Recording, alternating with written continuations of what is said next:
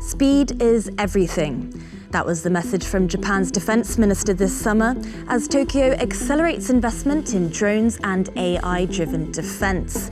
But in modern warfare, speed is no longer just about weapons. It's about who can process information first, who can make decisions first, and who can act first.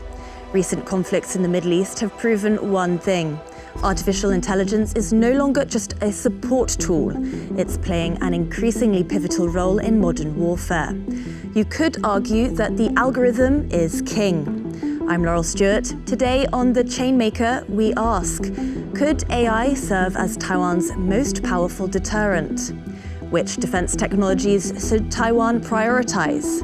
And to what extent should humans be willing to delegate control to machines?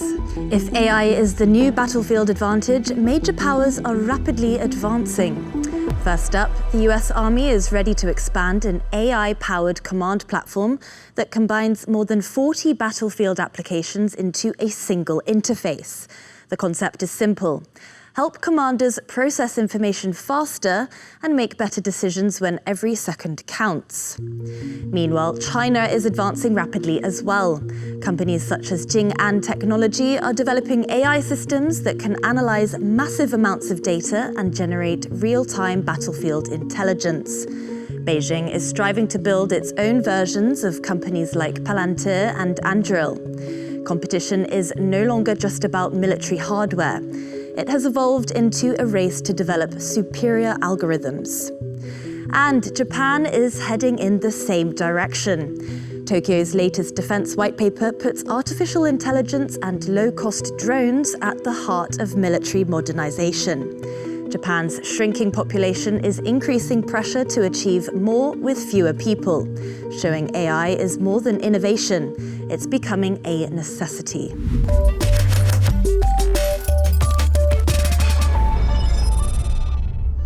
The United States, China, Japan. 3 countries, 3 different security challenges. But one common conclusion. The military that can integrate AI fastest may gain the decisive advantage. And according to the Pentagon, that race has already begun.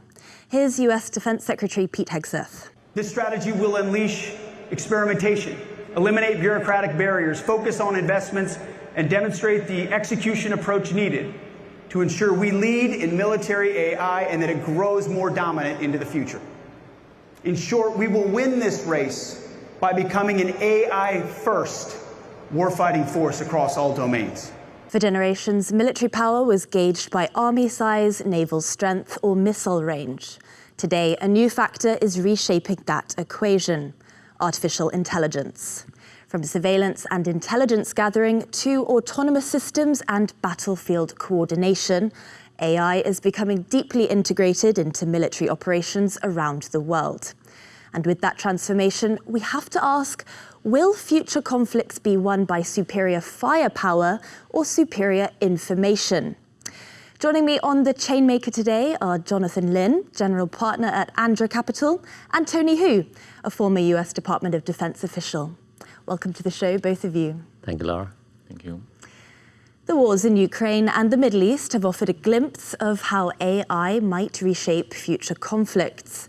Algorithms now analyze intelligence, identify targets, and support operational planning at an unprecedented speed. Meanwhile, many of the most influential innovations now come from private technology companies rather than traditional defense contractors. Companies that used to focus on commercial software are now key players in national security. Jonathan, I'd like to start with you on this point. How effective do you think that transformation has been for the US defense establishment? Yes, the example is the company called Palantir. We invested. It was established by Peter Thiel. So he is already visualized that the current war or the war in the future would be powered by AI. That is why he established this company. And we also joined the development and also the market and the new clients, including those like Pentagon or these defense powers of other countries. So you can see Ukraine also use its system together with a long-range drone to attack the traditional jet fighters of Russia. And do you think that's changing the business model for tech companies? Should be, because we have been seeing more and more defense tech companies in Silicon Valley. We are Silicon Valley-based private equity fund. Defense tech is not our investment focus. However, we found more and more AI-based companies. They target Pentagon or military of their initial key clients. So we see more and more AI application be adopted by military power first. Tony, I'd like to bring you in here. With AI now being used to cut military planning from what could take weeks previously to now minutes, how is that changing the fundamental defense doctrine? I'm not sure it changes doctrine. After all, the war is just a policy by other means.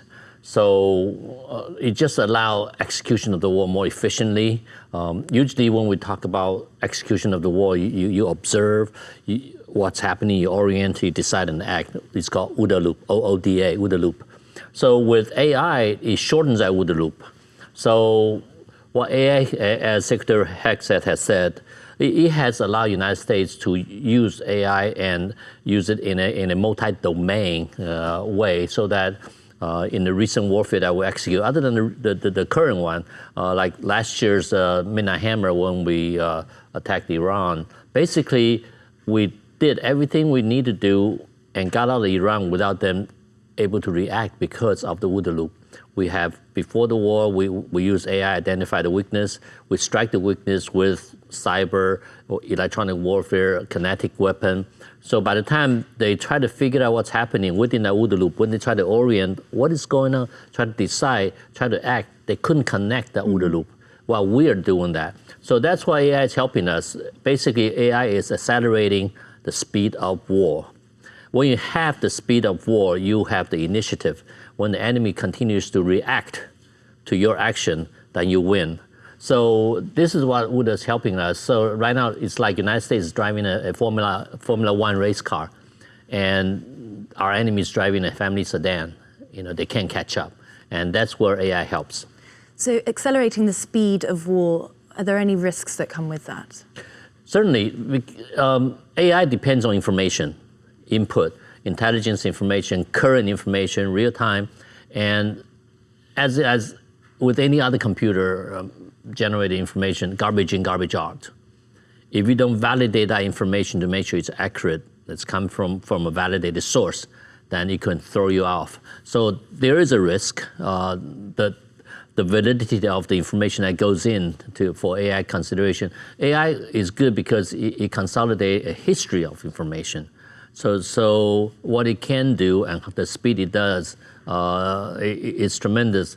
As you mentioned earlier, during the Gulf War, I was a war planner. We see a target, we determine what needs to hit that target, what platform can carry that weapon, and to go in that weapon, what other support, electronic warfare, anti-surface missile, then how big is the package, how many tankers, then where are these tankers and airplanes from? So when you do that war plan, it takes hours. And you're right, now with Midnight Hammer, it's minutes. Massive transformation. Yes. For Taiwan, though, the country faces grey zone pressure from China, both in the sea and the air. How can AI be used to predict threats, and maybe issue some warnings for Taiwan? Right. Once again, it depends on the information, the intelligence information from all different domains. You identify enemy's weakness. So AI can establish a pattern, recognize a pattern. Okay, before they use their maritime militia to group up to try to do a blockade, you see some pre-actions, you see some communication, you see some keywords being used in the radio communication. Then AI can say, they're ready to do this. Let's do this ahead of them, break up their plan, because in warfare, if you can break up the enemy's plan, that's the best way. It disrupts their plan so they can't even get going. that's the best way to win. One country paying particularly close attention to these developments is Japan. Its latest defense white paper positions artificial intelligence and autonomous systems at the center of its modernization strategy. There's another reason this matters. Japan faces the same challenge as Taiwan: not enough people. Demographics may become critical national security issues in the coming decades. For countries with shrinking populations, AI isn't just an efficiency tool, it can act as a force multiplier. So Taiwan has one of the lowest fertility rates in the world.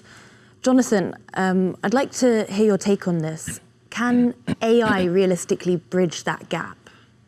Yeah, I think so, because we also face the similar issues as what Japan has. We have limited population, low fertility rate, and we can take one example. This In-Q-Tel. In-Q-Tel is the venture capital arm of CIA in the U.S., and they have long ago the leader of CIA at that time already pictured the modern war. We cannot sacrifice so many soldiers, and they co-developed the In-Q-Tel together with Lockheed Martin, and they already predicted that those technology breakthrough would be happen in Silicon Valley in the West Coast, not from those traditional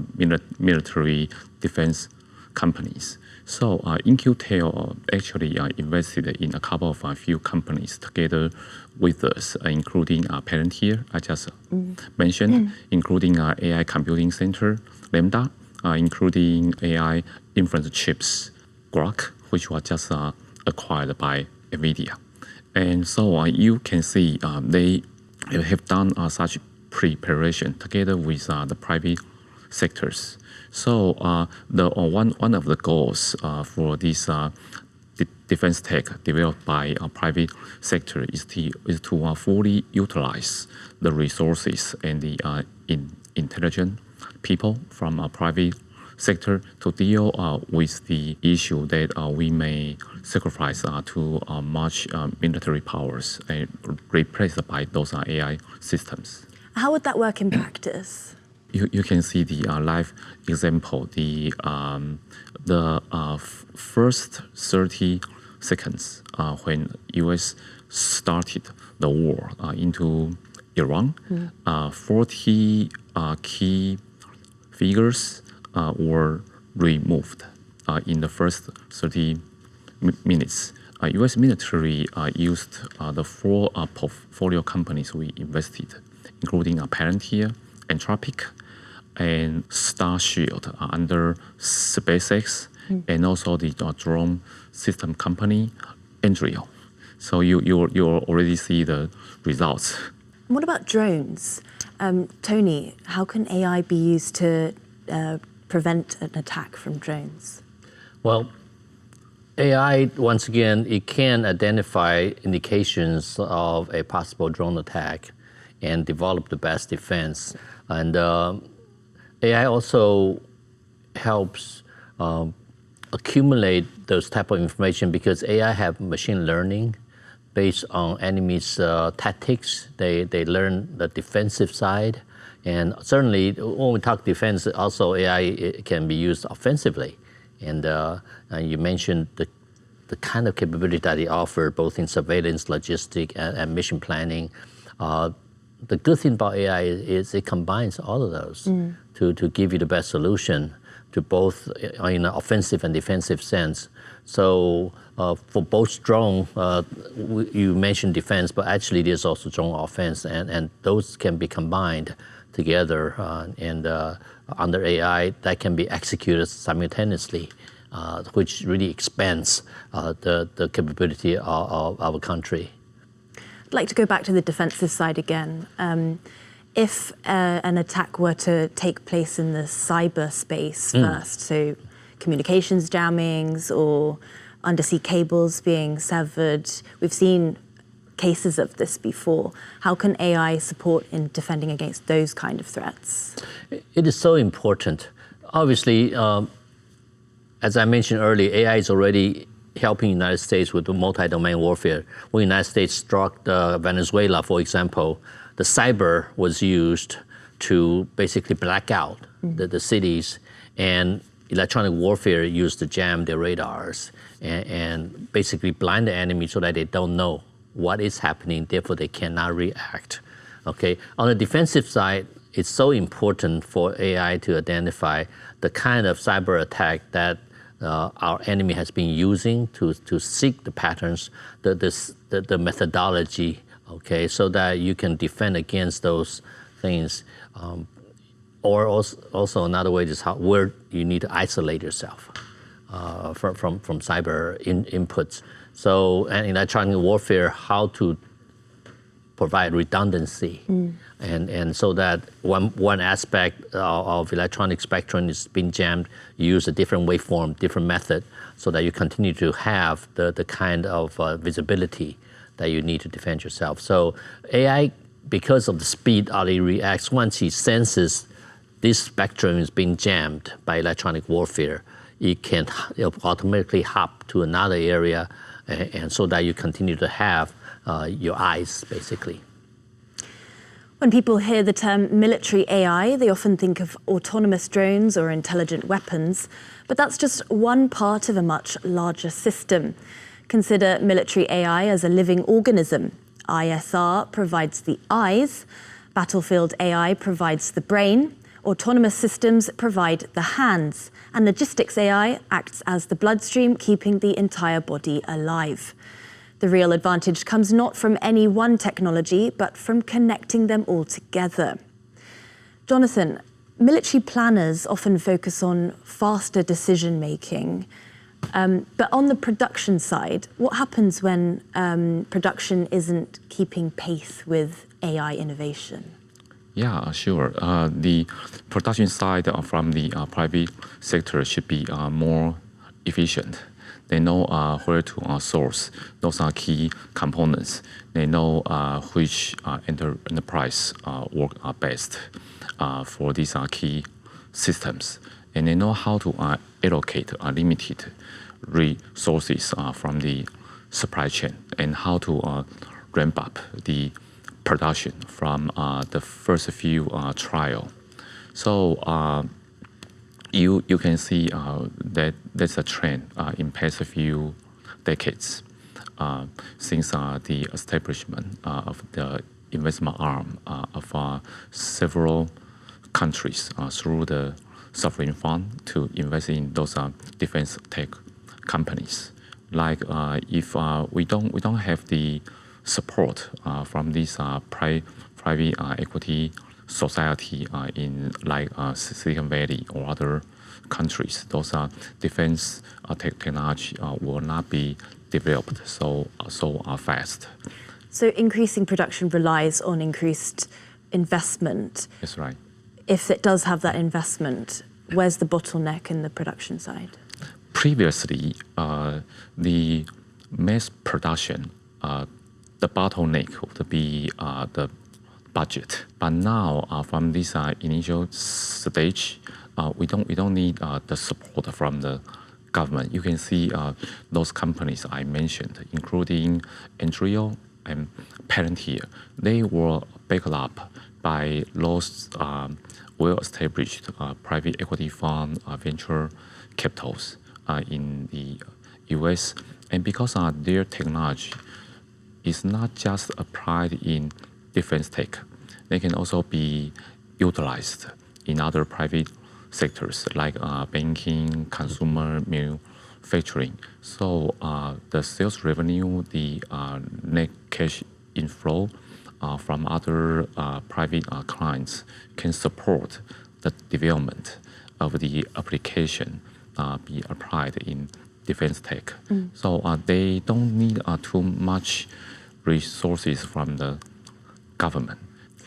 I'd like to go back to the physical examples here. I mean, we mentioned the war in Iran, speeding up planning. Where do we draw the line between automation and human accountability, Tony? Human is always accountable. We cannot leave it up to the machines.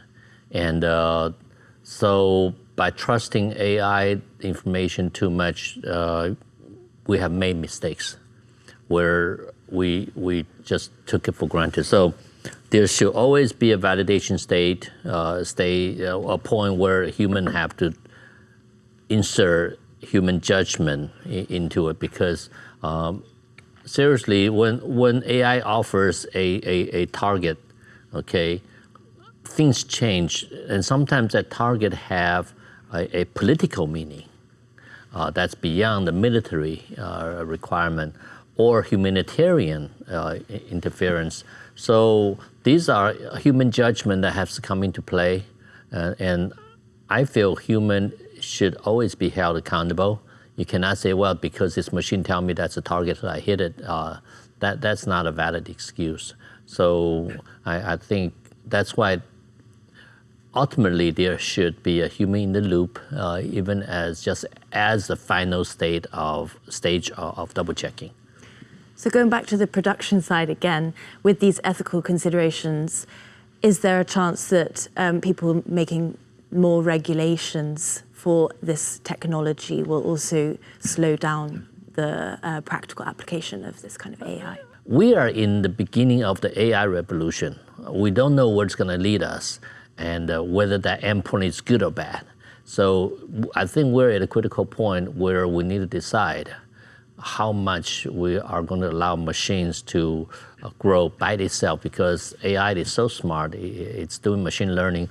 It's doing that portion, since I'm a military person, in war planning, based on enemy's action and reaction.